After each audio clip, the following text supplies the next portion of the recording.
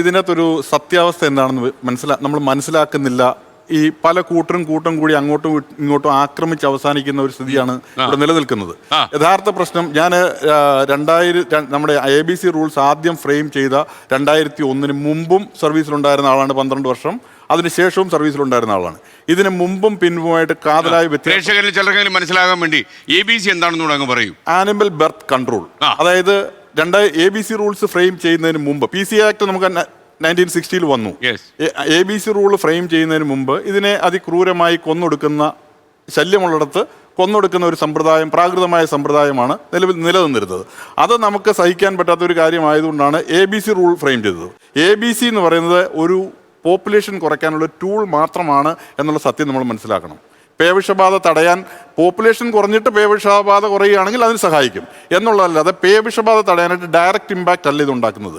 നായയുടെ പോപ്പുലേഷൻ കൂടുമ്പോൾ ഉണ്ടാകുന്ന പ്രശ്നം, പേവിഷബാധയുടെ ഒരു പ്രശ്നം നിലനിൽക്കുന്നുണ്ട്, ഇതുപോലുള്ള നായ കടിയുടെ പ്രശ്നങ്ങൾ നിലനിൽക്കുന്നുണ്ട്, ആക്സിഡൻറ്റ് നിലനിൽക്കുന്നുണ്ട്. ഞാൻ ഡിപ്പാർട്ട്മെൻറ്റിൽ വർക്ക് ചെയ്തൊരു വ്യക്തി എന്നുള്ളതിൽ എനിക്ക് വ്യക്തമായിട്ടറിയാം വളർത്തുമൃഗങ്ങൾക്കുണ്ടാകുന്ന ഡാമേജും ലോസും വളരെയാണ്. നമുക്ക് സർക്കാരിന് വളരെ കൃത്യമായി ചെയ്യാൻ പറ്റുന്ന ഒരു കാര്യമുണ്ട്, അതിവിടെ നടക്കുന്നില്ല എന്നുള്ളതാണ് വളരെ പരിതാപകരമായ കാര്യം. വളർത്തു നായ്ക്കൾ, ഈ തെരുവ് നായ്ക്കളുടെ പോപ്പുലേഷനിലുള്ള കോൺട്രിബ്യൂഷൻ എന്ന് പറയുന്നത് തെരുവ് നായ്ക്കളിൽ നിന്ന് മാത്രമല്ല വളർത്തു നായ്ക്കളിൽ നിന്നുമുണ്ട്. അതായത് ഉത്തരവാദിത്വ ബോധമില്ലാതെ നായ്ക്കളെ വീട്ടിൽ വളർത്തുന്നവരുടെ നായ്ക്കൾ പ്രസവിക്കുന്ന കുഞ്ഞുങ്ങളെയും കൊണ്ടുവിടുന്നത് തെരുവിലേക്കാണ്. അപ്പം നമുക്ക് ചെയ്യാൻ പറ്റുന്ന കാര്യം എന്താ? അതായത് സർക്കാരിന് ചെയ്യാൻ പറ്റുന്ന കാര്യം എന്ന് പറയുന്നത് ലൈസൻസിങ് നിർബന്ധമാക്കുക. വളർത്തു നായ്ക്കൾക്ക് മൈക്രോ ചിപ്പിംഗ് നിർബന്ധം. നിയമമുണ്ട്, നടപ്പിലാക്കുന്നില്ല. നിയമമുണ്ട്. വളർത്തു നായ്ക്കൾക്ക് licensing, micro chipping, rabies vaccination, ഇത് ഇത്രയും നിർബന്ധമാക്കാമെങ്കിൽ തന്നെ പോരാ. ഇപ്പോഴത്തെ സിറ്റുവേഷനിൽ വളർത്തു നായ്ക്കളെ നമ്മൾ വളർത്തണമെന്നുണ്ടെങ്കിൽ അതിനെ വന്ധ്യംകരിച്ചേ പറ്റൂ എന്നുള്ളൊരു കാര്യം. വന്ധ്യംകരണത്തിന് ഒരുപാട് ഫണ്ടൊക്കെ ഉണ്ടല്ലോ. അപ്പം അതൊക്കെ വന്ധ്യംകരണത്തിന്റെ ഫണ്ട് സത്യം പറഞ്ഞാൽ ഉടമസ്ഥന് ഇല്ലാത്ത നായകളുടെ പോപ്പുലേഷൻ എന്ന് പറയുന്നത് 2019 സെൻസസ് വെച്ചിട്ടാണെങ്കിൽ 2.5-3 കോടി ഉണ്ടെന്നാണ് പറയുന്നത്. അത് തന്നെ ഈ പോപ്പുലേഷൻ എടുക്കുന്നതിൻ്റെ അകത്തും ഒരു അപാകത ഉണ്ടെന്ന് ഞാൻ പറയും. കാരണം നമ്മൾ പകൽ നേരത്ത് നടന്നു നോക്കിയാൽ തെരുവ് നായ്ക്കളിൽ ഒരു 25% പോലും വളരെ ഡൊസൈലായിട്ടുള്ള ആളുകളുമായിട്ട് ഇണങ്ങി നടക്കുന്ന നായ്ക്കളെ മാത്രമേ നമുക്ക് ടൗണിൽ കാണാൻ സാധിക്കുകയുള്ളൂ. അതേസമയം നിങ്ങളൊരു 11 മണിക്ക് ശേഷം ആൾക്കാരെല്ലാം വീടുകളിലേക്ക് പോയതിനു ശേഷം ഒന്ന് യാത്ര ചെയ്യുമ്പോൾ ശ്രദ്ധിച്ചു നോക്കൂ, പകൽ ഒരിക്കലും കാണാത്ത പല നായ്ക്കൂട്ടങ്ങളെ അവിടെ കാണാൻ സാധിക്കും. അതിന്റെ നമ്പർ ഒന്നും ഒരിക്കലും ഈ സെൻസസിൽ ഉണ്ടാവില്ല. പോട്ടെ, നമ്മൾ 3.5 കോടി എന്ന് നമ്മൾ സമ്മതിച്ചാൽ പോലും ഒരു പട്ടി 2 വർഷത്തിൽ അല്ലെങ്കിൽ ഒരു 14 മാസത്തിനിടയ്ക്ക് 2 പ്രാവശ്യം പ്രസവിക്കും.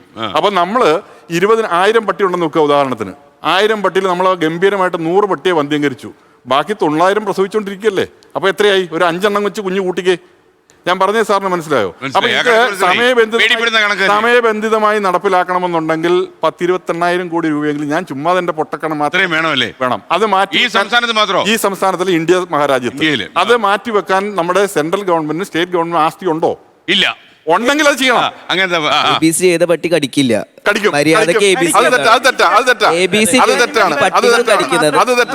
അല്ല ഞാൻ അതായത് ABC ചെയ്യുന്നതോടൊപ്പം അതിനെ റാബീസ് വാക്സിനേഷൻ കൂടെ ചെയ്തിട്ടാണ് നായ വിടേണ്ടത്.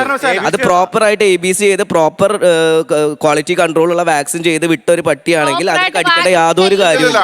ഒരു പട്ടി എപ്പോഴാണ് കടിക്കുന്നതെന്ന് വെച്ചിട്ടുണ്ടെങ്കിൽ അത് റാബീസ് വരുമ്പോൾ 99% പ്രോപ്പർ ആയിട്ട് വാക്സിൻ കൊടുക്കുന്ന 100% നിങ്ങൾക്ക് ഉറപ്പ് തരാൻ പറ്റുമോ? അതിനാണല്ലോ ഇവിടെ ഡിപ്പാർട്ട്മെന്റ്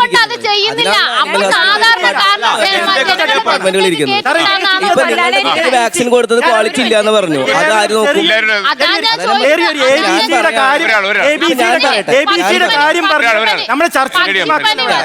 പക്ഷിപ്പനി വന്ന് നാട്ടിലുള്ള കോഴിയും താറാവിനെ അതിനെ ഇതിനെ പന്നീനെ എല്ലാം വെടിവെച്ച് കൊല്ലുകയും അല്ലാതെ കൊല്ലുകയും ചെയ്യും. കൊല്ലരുതെന്ന് പറഞ്ഞാൽ